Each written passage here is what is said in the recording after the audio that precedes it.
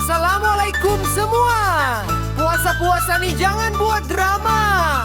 Kau, jangan tengok peti. Ais tu lama sangat. Subuh-subuh bangun sahur, mata layu macam tak tidur. Niat puasa penuh syukur, tapi pukul 10 Perut dah berbunyi gur. kawan sebelah tunjuk roti, siap cicah kari lagi. Aku telan air liur sendiri, sabar wahai hati.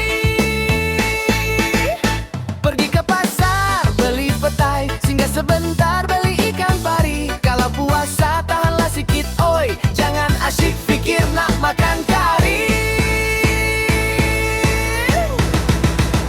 Puasa jangan buat drama, baru pukul 2 dah kira berbuka. Sikit-sikit nak marah orang, bang, lapar tu biasalah bang. Puasa tahan sabar, bukan tahan muka garang. Senyum sikit walau bergegar, petang nanti azan pun datang.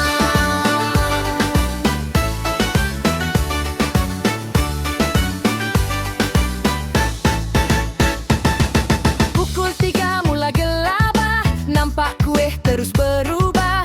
Janji diet tinggal sejarah, bazar Ramadan habis satu tapak. Air balang warna pelangi, semua nampak sedap sekali. Bila berbuka 2 suap je terus kenyang, tak jadi beli.